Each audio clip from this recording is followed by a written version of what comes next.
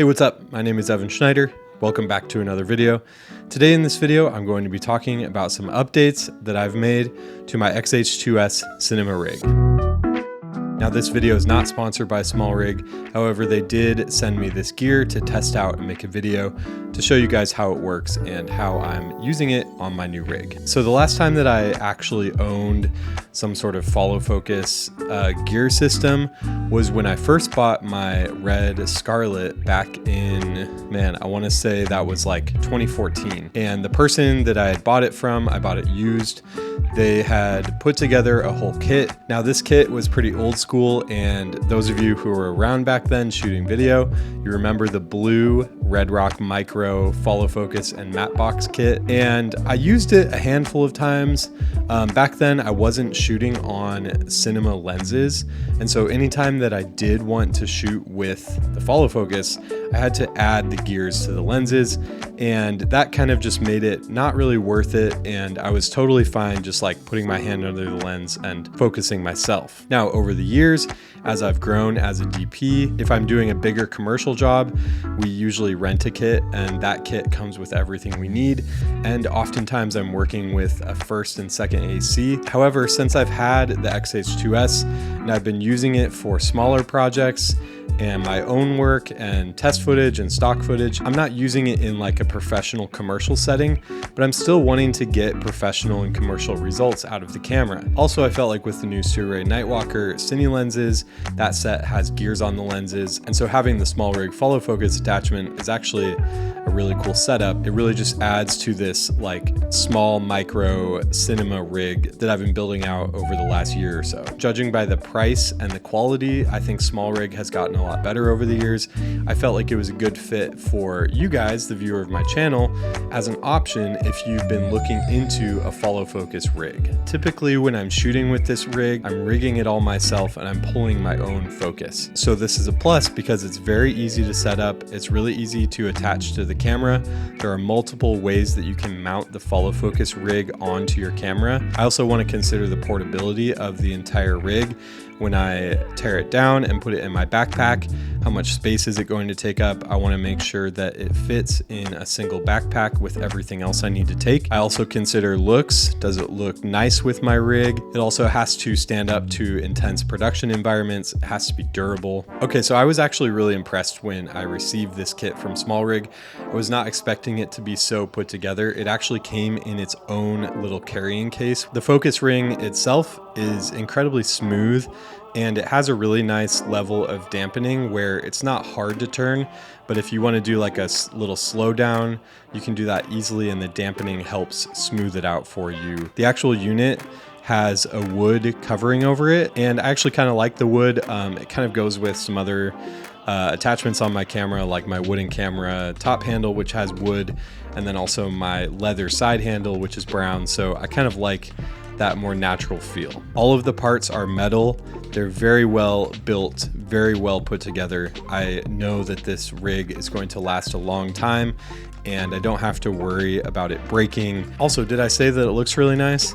I just think it looks really cool, really sleek, really nice on the camera, and you can't help but say that having a bigger rig with a little follow focus attachment makes you feel more legit, and it makes your camera look a lot more professional if you're shooting with clients and need to have a rig that is more impressive. I don't mind building out a rig to make it look more legit, as long as it's not getting so heavy that it's affecting my shooting style. So yeah, like I said, there's a few benefits of using a follow focus rig on your camera, including not having to actually touch the physical lens underneath in order to focus. This allows you to not bump any other rings on the lens, like the zoom ring or the aperture ring. If you're shooting handheld, you ideally want to have 2 to 3 points of contact on the camera to keep it steady. And the beauty of this follow focus system is that it actually allows you to have that point of contact while still being able to focus. Also, if you're changing lenses, it's really easy to flip off.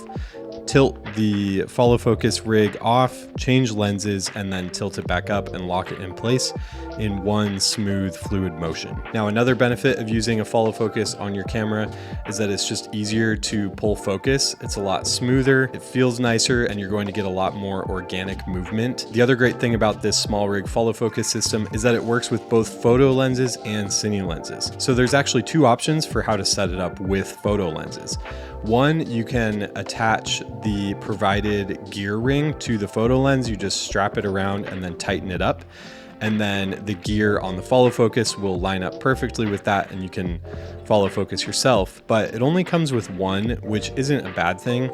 But if you're using multiple lenses, you may want to actually invest in some gear rings that are a little bit higher quality and are a little bit more sturdy on the lens. Because I found that this one, you can tighten it really tight, but then there's a long kind of tail that comes off the end, and it doesn't look the best, and sometimes it could get in the way if you're trying to pull focus from a really broad range. The focus ring on mine is a little bit on the stiff side. When I pull focus with that lens, the torque kind of pushes the lens up and down. You might need some additional stability and rigging with your camera cage, making sure that it's stabilized or supported underneath. They actually have this attachment for the gear on the actual follow focus system that's basically like this silicone attachment that goes over the gears, and then you push it up against the lens, and just the friction of that actually is able to move the focus ring. So if you're in a pinch, that might actually work for you. It also has two little kind of pins on the side that you can tighten. So if you're follow focusing consistently from point A to point B, you can set your focus at point A and then set the little pin and tighten it on the rig. And then you can set your B point and tighten that point. And that way, when you're going from A to B, you can kind of see how far you need to go, and it'll stop you right on that point. You can just hit the focus point perfectly every time. There's also a little white ring around the outside, and you can use that to mark positions on the actual follow focus. A lot of cameras have really nice autofocus these days. However, when I'm shooting video and I really care about the end product, even if I'm using the camera with the absolute best autofocus, it still doesn't really have this human quality to it. When I really care about the end product, I'm always going to use manual focus anyways. Even if I completely trust the autofocus, I just like how it looks better. So overall, I was actually really impressed with the SmallRig follow focus, and it's definitely something that I'm going to utilize on my own X-H2s rig. I think SmallRig actually kind of hit a sweet spot with this follow focus unit. They've kind of found the perfect compromise between quality and price. And I think if you look at the market and you look for other follow focus units, you're either going to have to upgrade to a wireless follow focus unit, which is extremely expensive, or you're going to have to go with a cheaper unit, which may not give you as good of results. All right, so the battery.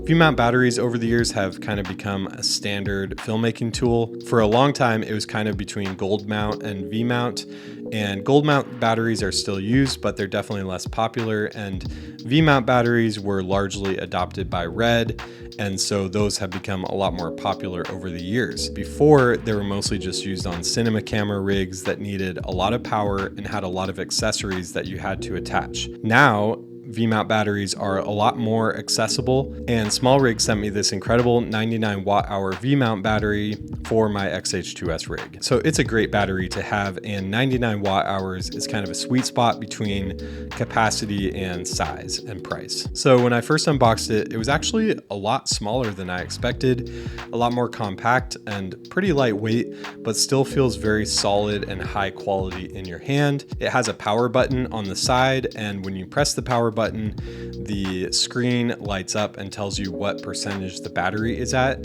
And then also when you're charging it, it tells you how much percentage it's charging at and if it's charging at all. I really like this over other batteries like my Indie Pro Tools battery, where if you want to see the battery percentage, you have to press a button on the side and there's just 4 LEDs that tell you, and it's just not as accurate, especially when you're getting down to the lower side of the battery. It's really nice to have the percentage instead of just 4 LEDs telling you how much battery might be left. These batteries have both USB-C and USB-A on the top. And the beauty of these is that they are bi-directional.